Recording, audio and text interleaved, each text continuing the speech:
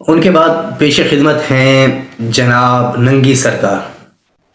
اچھا، ان کا مشغلہ یہ ہے کہ یہ ہمیشہ ننگے رہتے ہیں اور بس تھوڑا سا خود کو اپنی شرمگاہ کو ڈھانپا ہوا ہے، ورنہ باقی سب ننگے رہتے ہیں۔ تو دیکھیں، شریعت اسلام میں، دین اسلام میں یہ ہے کہ آپ کے وہ جسم کے اعضاء کے جو عام طور پر آپ پوشیدہ رکھتے ہیں، جو عام طور پر جن کو پوشیدہ رکھنا ضروری ہوتا ہے، ان کو کسی کے سامنے ظاہر کرنا ہمارے لیے جائز نہیں ہے۔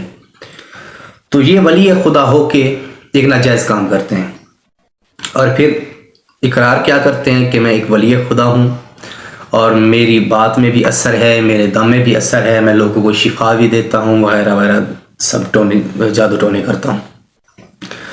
تو سرکار، حیرت کی بات ہے، ہم کتنے جاہل ہو چکے ہیں کہ ہم اپنی مستورات کو بھی ان لوگوں کے پاس بھیج دیتے ہیں کہ جو عام طور پہ ننگے رہتے ہیں۔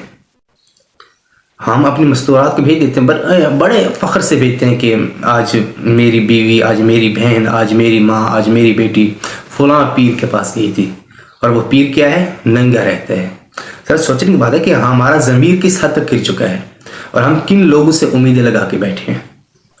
وہ ایک بات مشہور ہے نا کہ اگر عورت ننگی ہو جائے تو سب کہتے ہیں استغفر اللہ، خدا کا عذاب آنے والا ہے، قیامت آنے والی ہے، یہ قیامت کی نشانیاں ہیں۔ اور اگر مرد ننگا ہو جائے تو سب کہتے ہیں ماشاءاللہ بابا پہنچی سرکار ہے۔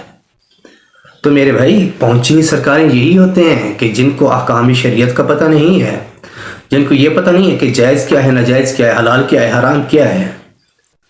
وہ ولی خدا ہم اس کو کہتے ہیں کہ جو ننگا رہے۔ ذرا سوچنے کی بات ہے۔ اور ہم جا کے ان کے ہاتھ پاؤں چومتے ہیں، ہم جا کے ان کے سامنے کچھ لوگ تو ان کے اتنا شرک پہ آ جاتے ہیں کہ ان کے سامنے جا کے سجدے کرتے ہیں۔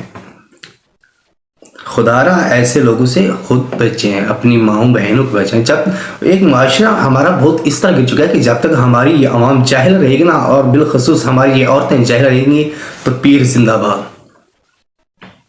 ہماری نوجوان نسل، ہماری پڑھی لکھی نسل کو چاہیے، ان کا یہ حق بنتا ہے کہ اپنی ان مستورات کو سمجھیں، اپنے بزرگوں کو سمجھیں۔